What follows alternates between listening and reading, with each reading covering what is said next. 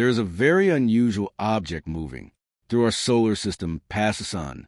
We still do not fully understand what this object is or what exactly it is doing. At this point, we cannot even observe it directly anymore. However, scientists have been monitoring this object very carefully for several months. It has been given the name 3I Atlas and classified as an interstellar comet. There's already a huge amount of information available about this new visitor to our solar system. And only for months, nearly 100 scientific papers have been published about 3I Atlas, along with many additional claims and discussions that exist outside the official scientific record. Some of those ideas sound extremely unusual, so today we are going to sort through the speculation and focus on what you actually need to know about 3I Atlas. First, let's look at the journey of this interstellar object. Right now, 3I Atlas is reaching its closest point to the sun. This stage is known as perihelion. The peak of this approach happens on October 29th, when the object will pass around 210 million kilometers from our star. In astronomy, distances are usually measured using a larger unit called the astronomical unit, or AU. 1 AU is the average distance between the Earth and the sun, helping us better understand the enormous scale of the solar system. The perihelion of 3I Atlas takes place at 1.4 astronomical units from the sun, meaning it never actually gets extremely close. It travels just inside the orbit of Mars. Still, this period will represent the peak activity of 3I Atlas. This is when the object experiences its highest temperatures, causing large amounts of surface material to erupt into space. For a comet, this behavior is completely normal. The process is called sublimation. This happens when a solid changes directly into a gas. Because liquid cannot exist in the vacuum of space, sublimation is also what gives comets their famous appearance, including the glowing halo and long tail. The halo is formed from gas and dust released from the solid surface of the object. It is technically referred to as the coma. The tail forms because of solar wind. This is the stream of radiation constantly flowing outward from the surface of the sun. Solar wind pushes the lightest particles of dust and gas away from the coma, creating the comet's tail. It is one of the most beautiful processes in space. Unfortunately, we are unable to directly observe this stage for 3I Atlas because Earth currently sits on the wrong side of the sun. Whether you call it bad luck or coincidence, our view of the perihelion is completely hidden by the sun's intense glare. So now we understand where 3I Atlas is and what it is likely doing. While we wait for the object to emerge on the other side of the sun, we can explore how it arrived here in the first place. And this part of the story is especially fascinating. Scientists have been tracking 3I Atlas since July 2025. It was officially detected by the Asteroid Terrestrial Impact Last Alert System, better known as ATLAS, which is actually a network of telescopes located around the world in places such as Hawaii, Chile, and South Africa. These telescopes continuously scan the night sky searching for moving objects. That is exactly what they noticed on the night of July 1st, another object moving through space. At first, it was simply classified as a newly discovered asteroid, but then astronomers noticed something very unusual. The object was traveling far too fast. Everything in space is always moving. Every object in the solar system orbits the sun because we are all held by its gravity. Movement is what prevents planets and objects from falling directly inward toward the sun. The closer an object gets to the sun, the faster it must travel to remain in orbit. But if an object moves fast enough, it can begin escaping the sun's gravitational pull entirely. And once it reaches a certain speed, it can break free completely and travel outward into interstellar space, entering the vast emptiness that exists between stars. When astronomers measured the velocity of this newly discovered object, they were shocked. It turned out to be the fastest object ever observed in our solar system. To understand the scale of this, Earth orbits the Sun at roughly 30 kilometers per second. That may sound fast, but some planets move even faster because they orbit much closer to the Sun. Here is Mercury, located just 0.4 astronomical units from the Sun. The second difference is speed. Atlas is traveling at nearly twice the velocity of both Oumuamua and Borisov. And the third difference is the direction from which the object approached. This is where things become especially interesting. Oumuamua entered from above, coming from the northern sky, which is generally the same direction our solar system is, traveling through the galaxy. Although all the planets orbit the Sun itself is also orbiting the center of the Milky Way galaxy, carrying the entire solar system along with it. So, in a way, Oumuamua did not simply pass through our solar system. We also crossed paths with it. Borisov behaved in a fairly similar manner. Its approach was more diagonal rather than direct, but it still arrived from roughly the same general direction. Now, 3I Atlas is completely different. This is not another head-on encounter. Instead, it is approaching from the side, almost perfectly aligned with the planetary plane of our solar system. Our solar system is essentially a giant disk of material that originally formed around the Sun over billions of years. That material collided and combined to create planets, moons, asteroids, and other objects while still maintaining a mostly flat disk shape. We refer to this disk as the plane of the ecliptic. Only a few objects are noticeably tilted away from this plane. The most famous example is Pluto. Its orbit is inclined by about 17 degrees, meaning it moves above and below the ecliptic during its orbit.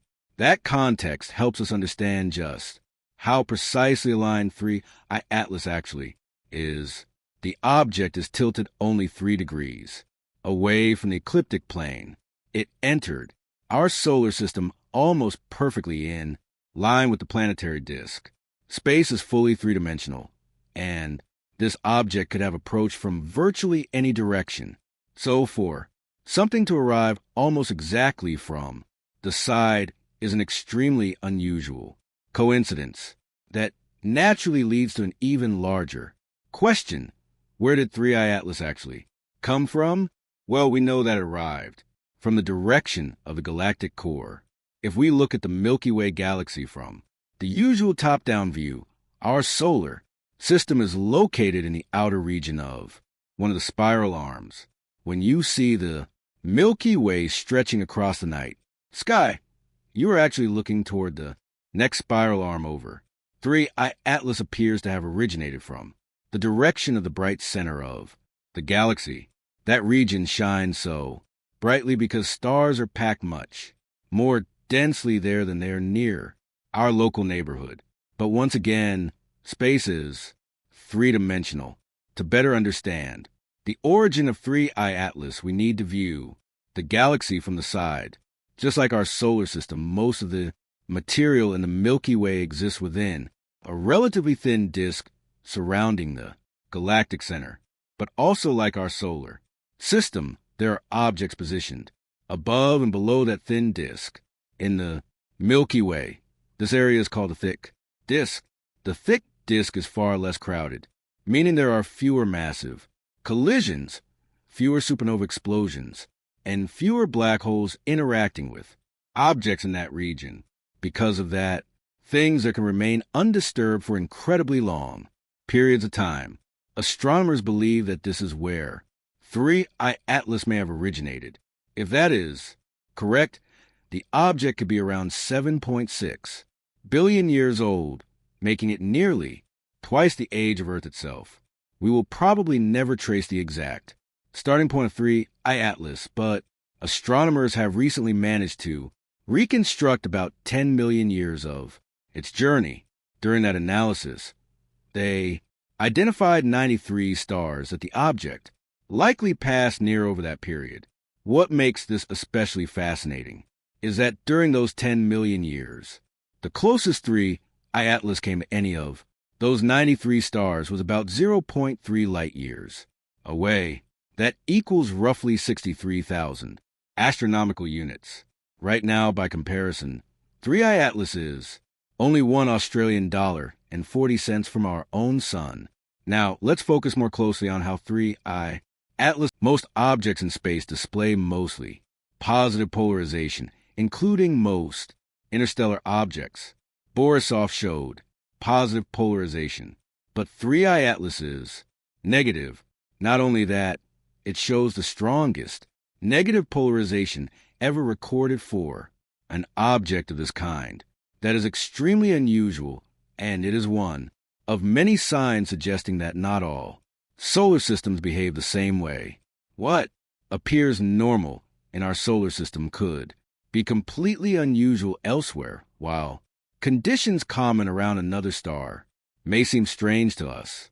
The second surprising detail about the Comet of 3I Atlas was the fact that it existed at all. Remember, during this period between May and June, 3I Atlas was still located far beyond Jupiter's orbit, more than $5 from the Sun. Temperatures at that distance are incredibly low. Normally, comets at $5 are still frozen solid and have not yet begun forming a coma. In most cases, sublimation does not become significant until a comet reaches somewhere between $3 and $4 from the Sun. That is because typical comets in our solar system are primarily made of water, ice, which requires a large amount of energy to begin melting and vaporizing. But as scientists continued studying 3I Atlas and began directing more powerful telescopes toward it, they discovered that the coma was actually dominated by carbon dioxide gas. There was some water vapor present, but the ratio of CO2 compared to water was extremely high, roughly 8-to-1. That is almost a complete opposite of what astronomers usually observe in comets. If you have ever seen dry ice before, you probably know it is often used to create a fog or smoke effect during live performances. Dry ice is simply frozen CO2. It must be stored at extremely cold temperatures, and the moment it is taken out of deep freeze, it immediately begins to sublimate, producing that recognizable cloud of gas. That is essentially what 3I Atlas was doing far out in space. Its coma formed much earlier than expected because CO2 ice requires far less heat to sublimate than water ice does. As astronomers continued tracking 3I Atlas during its approach toward the Sun, they noticed that the ratio between CO2 and water gradually started to reverse. By late September, when the object was moving through the orbit of Mars at just over $1.50 from the Sun, it had begun releasing an enormous amount of water vapor. The amount was roughly comparable to a fire hose operating at full pressure, which is actually more water than scientists would normally expect from a typical comet at that distance. Astronomers had never observed such a large increase in water vapor appearing. So suddenly, a similar pattern appeared when researchers studied the metals inside the coma of 3I Atlas. During observations made over the summer, astronomers detected small amounts of nickel in the surrounding cloud, but they found almost no iron. There are two important things to understand here. First, nickel and iron are both very common elements throughout the universe because they are created inside the cores of dying stars. When those stars explode as supernovas, they scatter these heavy metals into surrounding space. Later, new stars and planetary systems form from that material, and the process repeats over and over again because nickel and iron originate from the same process. they're usually found together in planets, moons, asteroids, and comets. So when scientists detected nickel, but almost no, for example, Comet Hale-Bopp became famous for its enormous tail during its 1997 appearance. But at that time, it was also much closer to the Sun, around 0 Australian dollars and 90 cents away, roughly half an astronomical unit closer than 3I Atlas will ever travel. Because of that, Hale-Bopp experienced much stronger sublimation and solar wind, which helped produce its massive tail. Around this stage of the journey, we also received the closest possible observations of 3I Atlas. But these images did not come from Earth. They came from Mars. On October 3rd, the object passed within 19 cents of Mars, the closest it will approach any planet in the solar system. That worked out well for astronomers, because we currently have several spacecraft and cameras operating on and around the red planet, allowing them to capture images of 3I Atlas. Here is one photograph taken by the Perseverance rover from the surface of Mars. This is roughly how the object appeared in the Martian night sky. The image is not especially detailed, because the rover's camera was never designed for deep space astronomy. To capture enough light, the camera had to use 30-second exposures, and several images were stacked together afterward. As a result, the object appears more as a streak of light than a clearly defined body. Here is another image of 3I Atlas, captured by the European Space Agency's ExoMars spacecraft, which currently orbits Mars. The object appears slightly clearer in this image, but there is still not enough resolution to separate the bright coma from the surface of the comet itself. To achieve that level of detail, astronomers would need images from NASA's Mars Reconnaissance Orbiter, which carries the most advanced camera system around Mars. Unfortunately, at the time this video is being made, those images have not been released, assuming they were captured at all. At the moment, a shutdown of the United States government has temporarily disrupted operations at NASA, and many employees are currently away from work until political issues are resolved. Unfortunately, that situation may take some time. Fortunately, time is something we still have, because the sun will continue blocking Earth's view of 3I Atlas until early December. After that, astronomers will once again be able to study how the sun affected the object during its close approach. Even then, the closest distance between Earth and 3I Atlas will still be about 1 Australian dollar, which occurs on December 19th. By that stage, the object will already be traveling back outward through the solar system. However, one final close encounter still remains. On March 16th, 2026, 3I Atlas will pass within 36 cents of Jupiter, although there are not nearly as many cameras around Jupiter as there are near Mars. There is at least one spacecraft capable of observing it. That spacecraft is Juno, which has spent the last decade studying Jupiter and its moons. Juno may get one final opportunity to capture images of 3I Atlas before the object disappears back into interstellar space. By that point, the comet will be cooling down and becoming less active. However, its journey close to the sun may also have permanently changed some of its properties. That possibility could provide an additional layer of understanding about interstellar objects. It is entirely possible that many of the strange features observed in 3I Atlas did not originate where the object first formed. Instead, they may simply be the result of countless unusual experiences accumulated during its long journey through space. For now, astronomers can only continue studying and asking questions, but in the near future, more answers and probably even more mysteries are likely still ahead.